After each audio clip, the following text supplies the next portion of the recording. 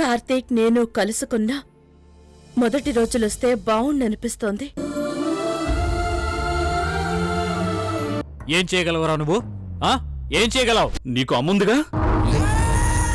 నేను బయటపడ్డాక అదుండదు. నీకు చెల్లుందిగా, అది ఉండదు.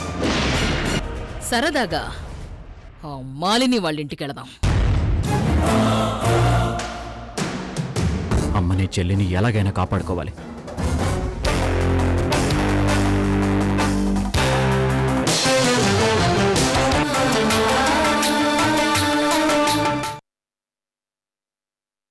తోడబుట్టకపోయినా తను నాకు అక్క. నా భర్తని పెళ్లి చేసుకుని నాకు తోడుకోడలు అవ్వాలనుకుంది. ఇన్ని బంధాలన్నీ వదిలేసుకుని అలా ఎలా వెళ్ళిపోయావు మేనక? ఏడవకమ్మా, ఏడవక తల్లి. గొప్ప వాళ్ళకెప్పుడు పూర్తి ఆయుష్ ఉండదమ్మా. అందుకే ఆ దేవుడు అర్ధాంతరంగా తీసుకెళ్ళిపోయాడు. ఇప్పుడు ఏడవడం తప్ప మనం ఏమీ చెయ్యలేమమ్మా. మన చేతిలో ఏమీ లేదు.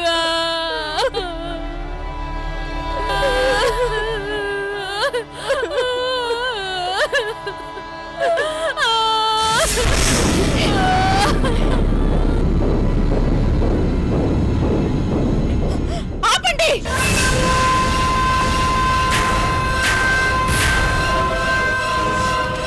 మీరసలు మనుషులేనా?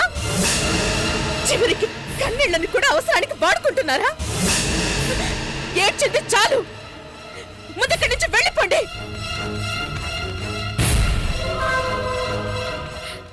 ఏంటి చందు ఇది? ఒక మంచి మనిషి వెళ్ళిపోయిందని సానుభూతి తెలియజేయడం కూడా తప్పేనా? మంచి వాళ్ళు చూపిస్తే అది సానుభూతి. మీలాంటి వాళ్ళు సానుభూతి చూపించటం అంటే జింకన్ తిన్న పులి ఏడవడం లాంటిది.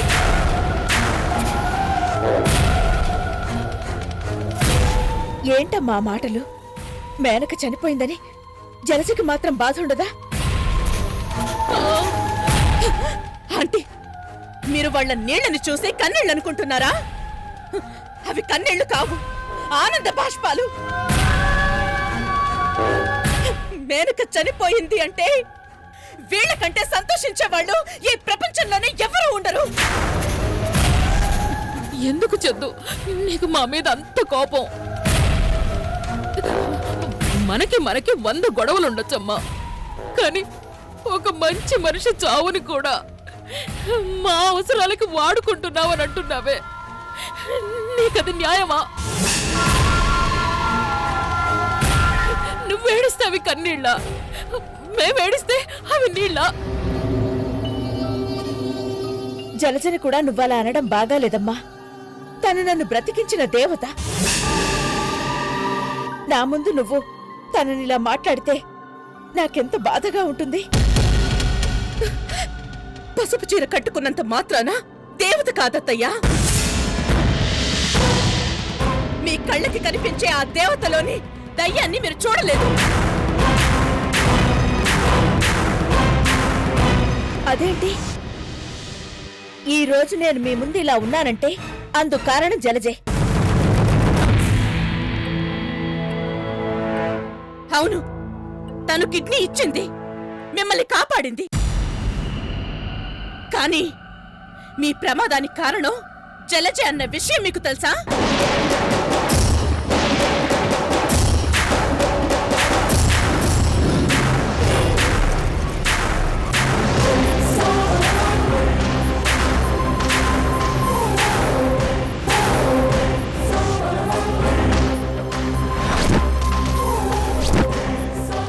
ఏంటమ్మా నువ్వనేది? నిజం. యాక్సిడెంట్ చేయించింది, కిడ్నీ ఇచ్చి కాపాడింది, మీ సానుభూతిని సంపాదించి మీ ఇంట్లో చేరింది, కార్తీక్కి మరో భార్య అయ్యింది.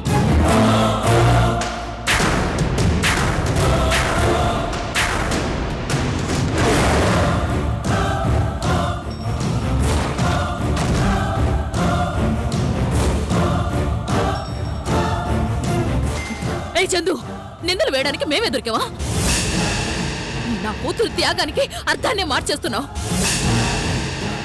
నా కూతురు యాక్సిడెంట్ చేయించిందా? నువ్వు నిరూపించగలవా? ఏ ఆధారంతో నువ్వు ఇలా మాట్లాడుతున్నావు?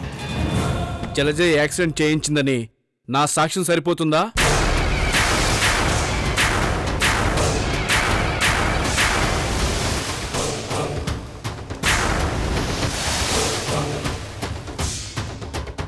అంటే చందు చెప్పిందంత నిజం. ఈ యాక్సిడెంట్ చేయించింది మా అక్కే.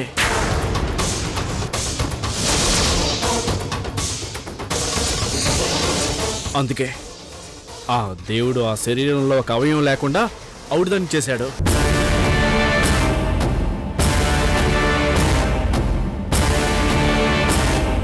ఒరేయ్, పరాయి దానికోసం సొంత అక్క మీదే నిందలు వేస్తున్నావా? తను ఒక అక్క, నువ్వు ఒక అమ్మ. ఛ, ఆ పదాలకు అర్థాలు తెలుసా మీకు? కళ్ళు కనపడక పాము తన పిల్లల్ని మింగేస్తుందట. ఆకలి కోసం, అవసరాల కోసం కన్నబిడ్డల్ని కాల్చు తినే రాక్షసులే మీరు.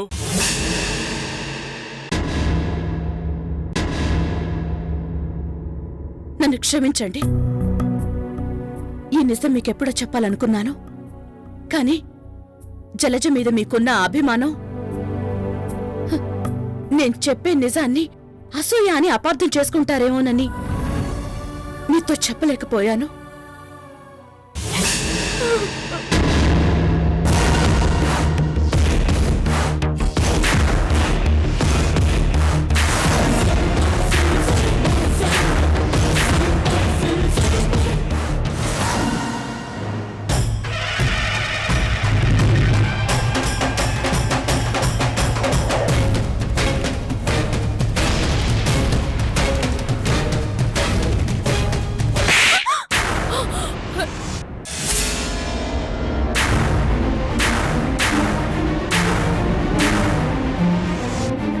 నువ్వు చేసింది త్యాగం అనుకున్నానే, మోసం అన్నమాట. మా అమ్మకి నీ కిడ్నీ ఇచ్చి కాపాడేవంటే కనిపించే దేవతం అనుకున్నాను. అందుకే చందుకి తప్ప ఎవరికీ చోట్లేని నా జీవితంలో నీకు చోటిచ్చాను. మా అమ్మని చంపి నాకు దగ్గర అవ్వాలనుకున్నావా?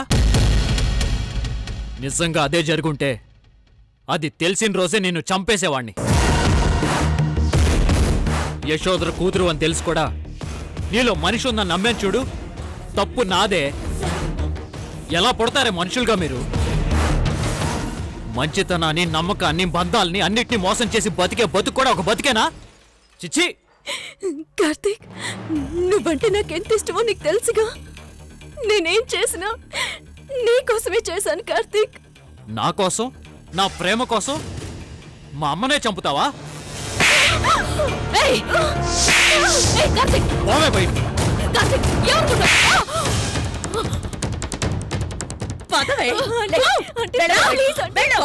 వినండి.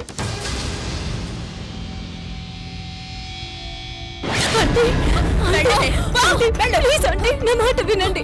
అంటే నా పంచన చేరడానికి, నా బిడ్డకి దగ్గర అవడానికి ఇంత నీచమైన దారి తప్ప మరో దారి దొరకలేదా నీకు? ఒసాయి చందు, కూతుర్ని ఇలా ఇరికిస్తావా? నిన్ను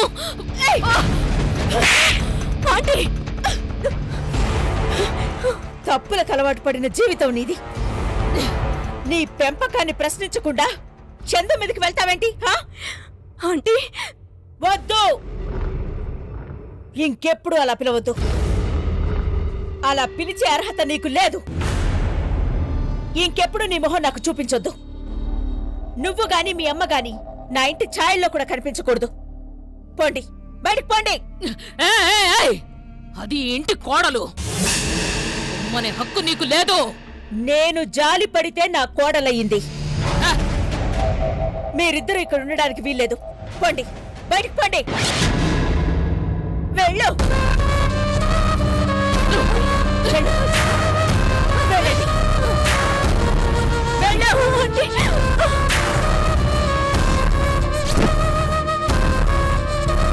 ఇంకెప్పుడు నా ఇంటి గడప తగ్గదు.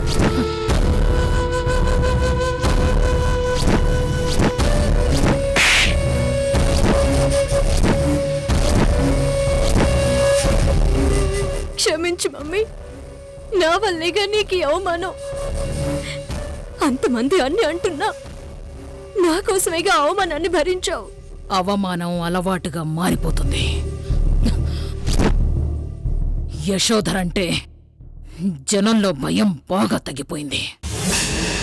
మనం ఇక్కడికి రాకుండా ఉంటే ఈ గొడవ జరిగేదే కాదు.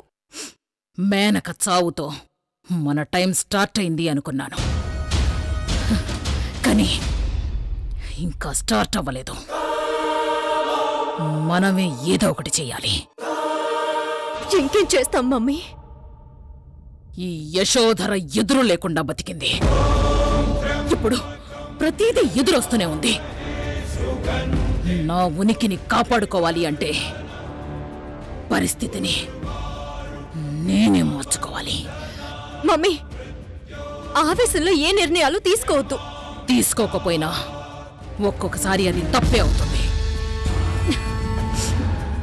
అది కాదు, అసలు దీనంతటికీ మూలం ఓ చోటుంది. అక్కడ సరిచేస్తే అందరూ సర్దుకుంటారు. అంటే ఎవరి గురించి మమ్మీ నువ్వు మాట్లాడేది? కొన్ని చెప్తే వినడానికి బావుంటాయి, కొన్ని చేశాక చూడ్డానికి బావుంటాయి. నేను చేసే పని చూడ్డానికి బావుంటుంది. మమ్మీ, ఎక్కడికి మమ్మీ? వచ్చాక తెలుస్తుంది. సరే అయితే నేను వస్తాను. తీసుకెళ్లే చోటైతే నువ్వు అడగాల్సిన అవసరం ఉండదని నీకు బాగా తెలుసు. ఇలాంటప్పుడు నువ్వు ఒంటరిగా ఎక్కడికి వెళ్తున్నావు మమ్మీ? నా ప్రయాణం ఒంటరిగానే మొదలైంది. అసలు నేను ఒంటరిగా ఉన్నప్పుడు గెలుపన్నది నా గడప దాటి వెళ్ళలేదు. ఇది నేనే తేల్చుకోవాల్సిన విషయం. నువ్వింటికి వెళ్ళు.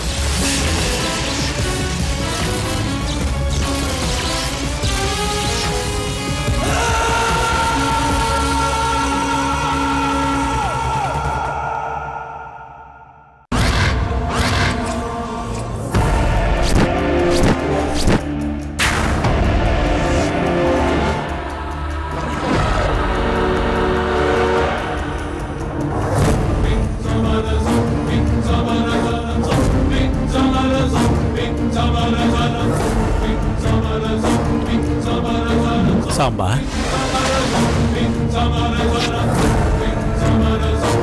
సాంబా,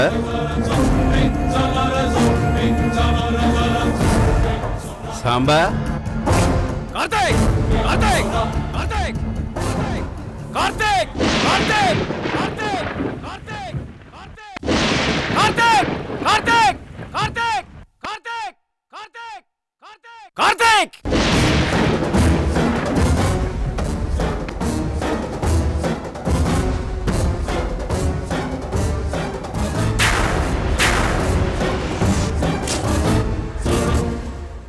కార్తిక్ ఎవరు సాంబా? రేయ్! నటించింది చాలు. ఇంకా ఎంతకాలం మమ్మల్ని మోసం చేస్తావురా?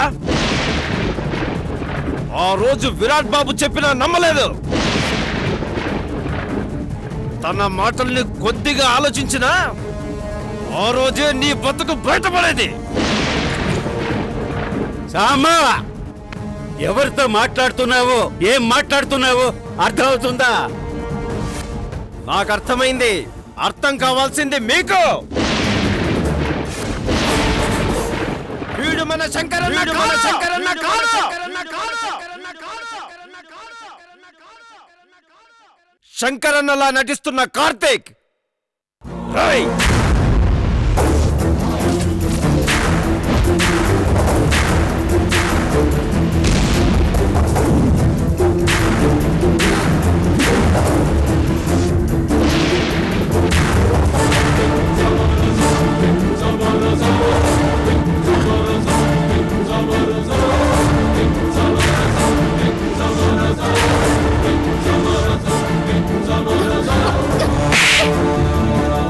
ఎంత ధైర్యం ఉంటే ఆయన మీద చెయ్యేస్తావు? ఏ, నీకేమైనా పిచ్చి పెట్టిందా ఏంటి సాంబా? నువ్వు కూడా అందరిలాగా ఆయన కార్తీక్ అంటున్నావు. వదినా, నేను చెప్పింది నిజం. వీడు కార్తీక్, మా నాన్న కాదు. అలా ఇంతకాలం మనల్ని మోసం చేశాడు. సాంబా, మధుణ్ణి మాట్లాడుతున్నావా? వీడి కార్తీక్ ఏమిట్రా? అవును పెద్దయ్యా, వీడు కార్తీకే. రేయ్, నిజం చెప్పరా, నువ్వు మా అన్నవి కాదు కదూ? ఎందుకు మా అన్నలా నటిస్తూ మమ్మల్ని మోసం చేస్తున్నావు? పెద్దయ్యని నమ్మించావు, వదిని నమ్మించావు, ఈ ఊరి జనాలను కూడా నమ్మించావు.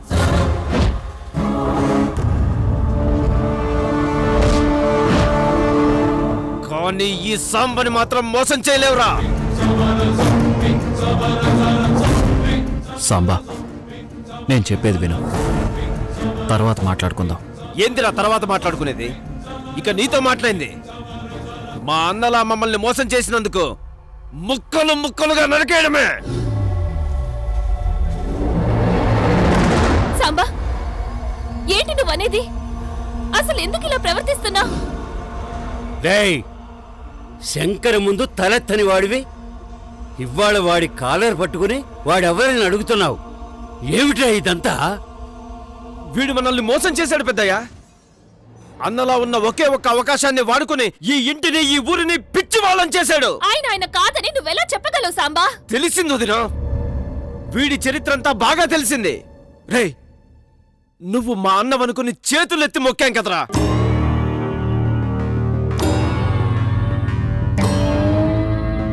నీ అడుగులకు మడుగులు వచ్చాం కదరా. సాంబా, మాట జారితే వెనక తీసుకోలేవు. ఎవరితో మాట్లాడుతున్నావో తెలుసా? నా కొడుకుతో. తెలుసు.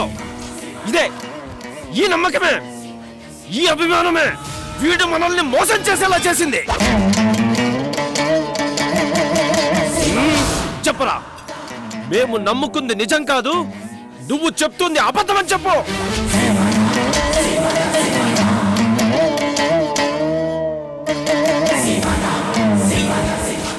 రేయ్, ప్రతివాడికి అమ్మ నాన్న పేరు పెడతారు, కానీ నువ్వు పేరు మార్చుకున్నావు, ఊరు మార్చుకున్నావు, రూపాన్ని మార్చుకున్నావు.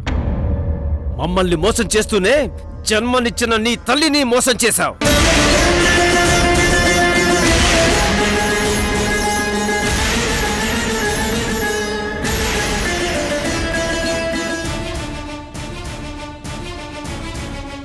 మీ అమ్మ మీద ఒట్టేసి చెప్పు.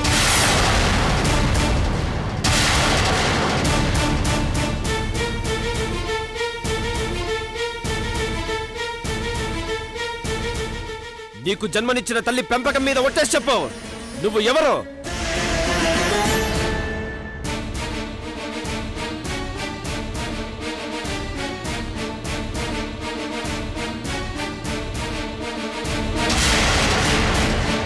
నిజంగా నీకు తల్లి మీద ఏమాత్రం గౌరవం ఉన్నా నువ్వు నిజం చెప్పు.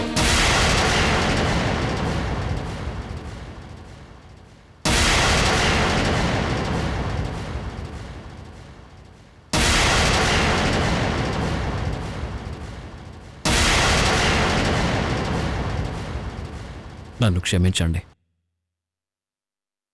నేను శంకర్ని కాదు, కార్తిక్ని.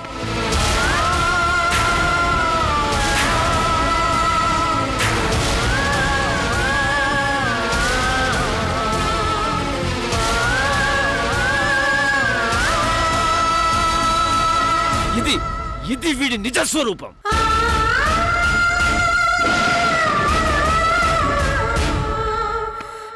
అబద్ధంతో ఇంతకాలం మా అన్న ముసుగేసుకుని మన మధ్య బతికేశాడు. రేయ్, నువ్వు మోసం చేసింది మమ్మల్ని కాదురా, మా నమ్మకాన్ని, మా మంచితనాన్ని. దేవుడికి దయ్యం పట్టడం అంటే ఇదేరా?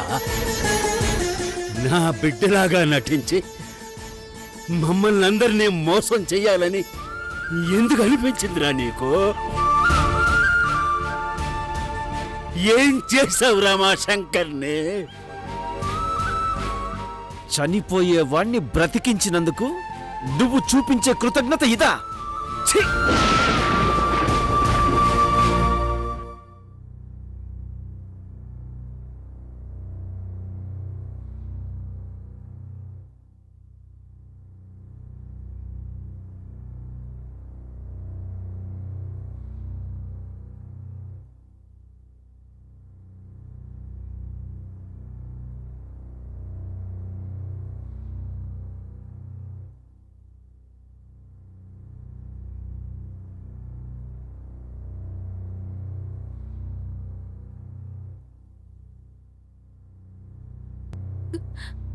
ఆయనలా మా ఇంట్లో చేరావు. నా పక్కన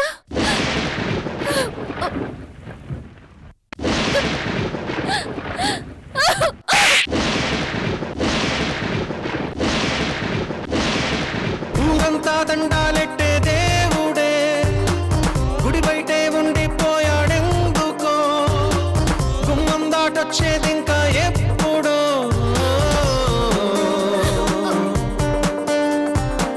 వనవాసం చేసొచ్చిన రాముడే మోసం చేయడానికి మేమే దొరికేవా నీకు? ఎత్తి తిరిగేది ఇంకా ఎప్పుడో. దేవుడు లాంటి ఆయన స్థానంలో నిలబడ్డావు.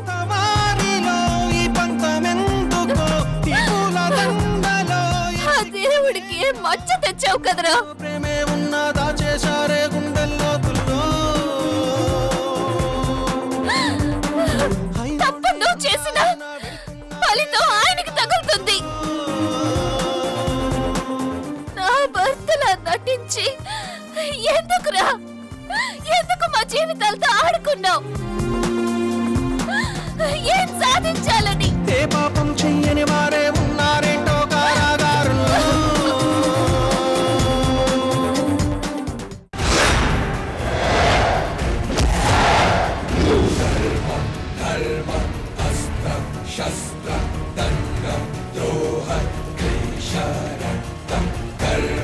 ధర్మ అస్త్ర శస్త్ర